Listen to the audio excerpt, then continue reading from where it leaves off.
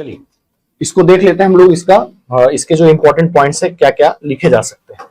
अगर आप बात करें, देखिए दल चालीसा कई बार क्या होता है, हम कई अन्य नामों से भी इसे जाना जाता है। तो कई बार क्या होता है कि हम उसे पढ़े रहते हैं और क्या जाता है जो कि कम प्रचलन में होता है नाम। कई बार क्या होता है, हमें हर तरह के नाम जो है विशेषकर जो थोड़ा सा यूनिक लगे उनको भी दिमाग में रखना चाहिए, भले इंग्लिश में ही क्यों ना हो।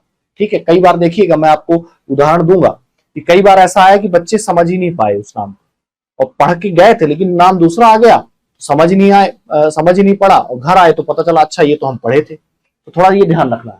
तो दल चालीसा जो है इसमें पहला पॉइंट होगा कि सल्तनत काल में इसका गठन कब है, ये किससे संबंधित है। तो सल्तनत काल में क्या है, प्रमुख दास अधिकारियों का एक अभिजात समूह था। प्रमुख दास अधिकारियों का या दास व्यक्तियों का, जो भी आप कह लीजिए, क्या था, अभिजात समूह था या प्रमुख, आप जो भी कह सकते हैं। अभिजात क्या था, समूह था।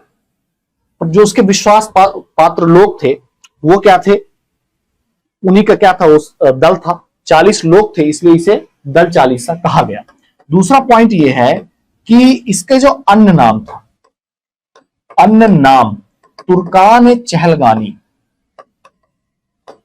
तुर्कान चहलगानी,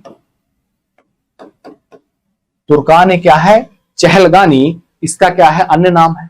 तो आप ये लिख सकते हैं कि सल्तनत काल में प्रमुख दास अधिकारियों का अभिजात समूह था या 40 लोगों का क्या था, समूह था। इस तरह से भी आप लिख सकते हैं।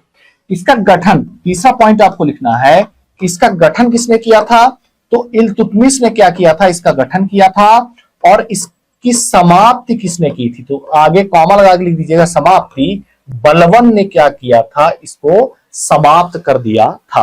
तो ये पॉइंट भी आपको क्या करना है, लिख देना है। ठीक है, तो जहां पर जरूरत पड़े, जहां पर गुंजाइश हो कि हम कुछ फैक्ट कॉमा लगा के एक्स्ट्रा लिख सकते हैं, तो आप बिल्कुल लिखिए, कोई इसमें दिक्कत नहीं है। शर्त यह है कि समय ज्यादा नहीं होना चाहिए, बस 1 मिनट से ऊपर हमें नहीं देना है। हमने आपसे पहले भी कहा है कि आप तभी आपकी नौकरी लगेगी जब आप बढ़िया से हर चीज आप समझ के आगे चलेंगे। ऐसा नहीं होना चाहिए बस एक ही चीज में सब कुछ क्या है उड़ेल दें। पता चला कि 15 क्वेश्चन जो है लिखते समय पौन घंटा हो गया, तो आप चाहे कितना भी अच्छा लिख देंगे, आगे के प्रश्न छूट जाएंगे तो पूरा मिसमैनेजमेंट हो जाएगा। तो ये चीज आपको ध्यान रखना है। अच्छा प्रश्न था, आने लायक है।